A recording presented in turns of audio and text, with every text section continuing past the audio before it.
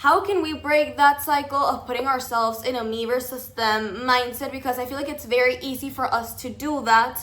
And how do we manage to sort of stop being used to getting in this sort of thought, the train of thought? Yeah.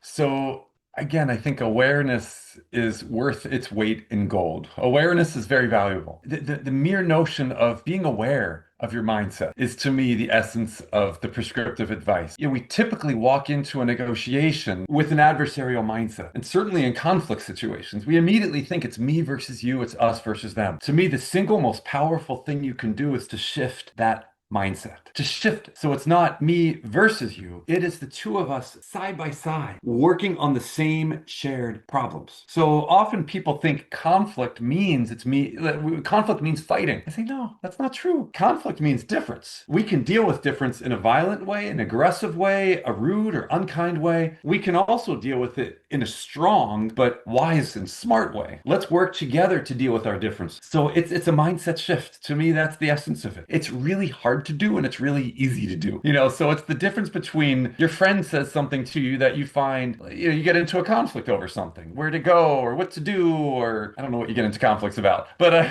But you could say, you know what, it's your fault, no, it's yours. Or you could say, well, we have a shared problem as friends. Let's put our heads together and figure out how we can deal with this as effectively as possible. Doesn't mean you're hiding the emotions that you might feel toward one another. You can share that, of course, but you're working together on all of this, not against one another. I'm working for on this project for my IB personal project because I believe my generation needs better tools to talk to each other. I feel like that's something we're really lacking, especially with a lot of misinformation on social media.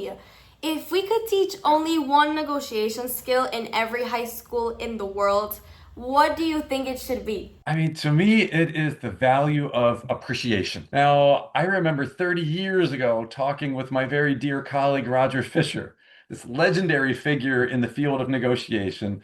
He was arguing to me that appreciation is such a valuable tool in negotiation. And I kept thinking it sounds soft, touchy-feely. And it was hard to argue, though, with someone like Roger Fisher, whose book Getting to Yes was in the back pocket of Gorbachev at the negotiations that closed the Cold War. And Roger Fisher has since passed. He's in the heavens. He was right. I was a wimp back then. In the sense that I think that this thing called appreciation is so powerful. When we get into conflicts, we often think our goal is to defend our perspectives. Maybe that's a part of it, but I think the much more powerful part is I want to listen. Oriana, if you and I are in a conflict, I want to listen. I want to try and understand your perspective. See what the value is, at least from your perspective. And that to me is power. It's moving away from the notion the other side is crazy, saying, you know what, they must have some rationale. I might completely disagree with their rationale. That's fine. But let me really try and understand what it is, because the moment I understand what it is, I'm more powerful. I'm Mhm. better able to persuade, and there's more of a connection between us as well. So I say appreciate, appreciate, appreciate. Sometimes we feel like a situation is impossible, like a conflict just won't end. What is the secret ingredient to start a conversation when the other person doesn't even want to talk? Yeah. Well, first, sometimes some conflicts are almost impossible. And on that front, I'd think about what's your BATNA? And Mm-hmm. Oriana, do you know what that word means? I suspect you do. Yes, yes. What, what is it? Best alternative to a negotiated agreement. You are a great student of negotiation. So your BATNA is your best alternative to a negotiated agreement. It's your walkaway. Sometimes people are just fortresses. They have such walls up that you're not going to be able to negotiate with them very effectively. And in that case, the first thing I would advise, what's your walkaway alternative? If you can't get the deal done with that person, what are you going to do? Where's your walkaway alternative? Build that, strengthen it, make that BATNA as strong as it can be. Second thing you can do, if you really want to try and engage a seemingly almost impossible other, is to build that affiliation. Mm-hmm. Don't start your first negotiation at the formal official tables, business tables. Start it in the cafe or coffee and build a relationship with the other side. Get them comfortable with you so you have some trust. And at that point, you can say, look, it seems like there's actually some value that could be had if we can work together. I feel like we've been hitting a lot of roadblocks along the way. Do you have any advice on how we might be able to move past those roadblocks, work on this more effectively together? You build a relationship, You ask their advice, and suddenly they are on your side of the table. They're not against you. Again, they're with you. So simple things. What's your BATNA? And then how do I softly start to build that relationship with the other? Professor Shapiro, we live in a world that starts to value even more everyday emotional intelligence. So, how do you think emotional intelligence is going to change the way my generation leads compared to generations before us? I think in very essential ways. AI can do a tremendous amount in today's world. I am utterly in awe of the extent to which AI answers questions that I have about the world in seemingly good ways most of the time. It's a great companion on many levels, but it is artificial intelligence. It's not human intelligence. It might rely on the human. I think there's a huge difference between what a computer or robot, AI can understand, and the difference between that and sitting down with a friend over a meal and connect. And I think there is great power to that human connection, more than science even tells us right now. And there's the danger, I think, of that connection getting lost, that power getting lost. And I don't need to talk with Oriana. I'll just have my bot do the podcast interview with her. Mm-hmm. Maybe, but there's something lost in that.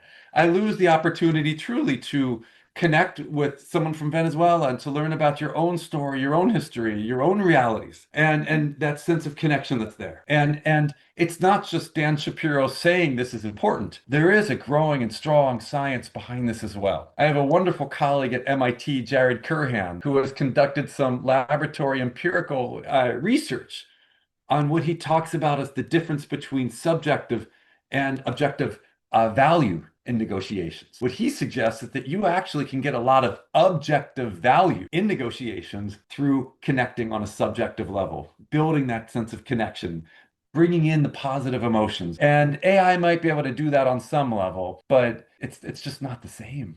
Sure, I think AI can become very smart, very efficient, very informationally savvy. I don't think AI is ever going to have wisdom, and one builds wisdom through experience and through reflecting on that experience. And these are the ways I think that, as I forget what your question was. I don't even know where I'm going now.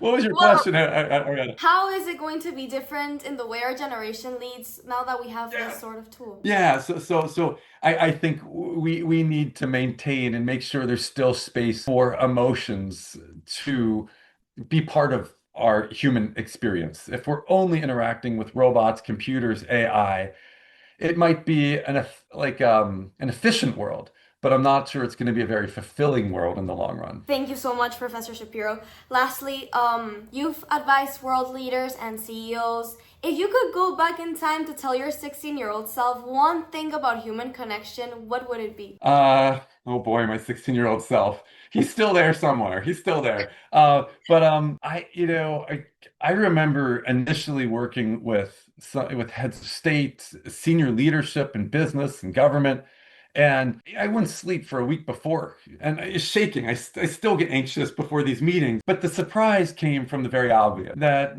heads of state, CEOs of top companies, they're still human beings. They still have these core concerns we've talked about. They still have trouble sleeping at night for their own worries and concerns. They still have to go to the bathroom. They still eat food. They're human like you and I. And, they might put on performances in the public sphere, and they might want a certain degree of respect and status. But I'd say to that 16-year-old, be yourself when you go to meet with these people. Connect at a human level. Don't try to put on a show that, you're smart, things, try and prove yourself, be yourself. And Oriana, I sense that from you as well. Just even the good nature of your questions, the openness of your interests, that openness, and I think we need more of that in this world right now. And I tell my 16-year-old self, embrace you, don't put on too many masks. Yeah. Well, thank you so much, Professor Shapiro. It has truly been an honor to have you here in Oriana Unlocked. Thank you so much for your time, for your words, for your insights.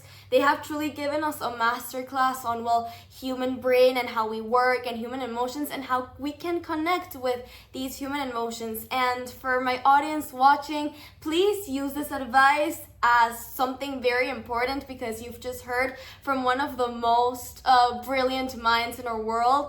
So thank you so much, Professor Shapiro, for being here today with us. And thank you all so much for watching. If you like this conversation as much as I did, please do not forget to subscribe to the channel, to hit that like button, to ring the notification bell, and to follow me on all of my social media accounts at Oriana Unlock on Instagram and on TikTok so that you never miss out on a new opportunity to unlock new knowledge. Thank you so much, Professor Shapiro. It has truly been an honor, and thank you all so much for watching. As I always say, keep learning, keep questioning, and keep unlocking your full potential.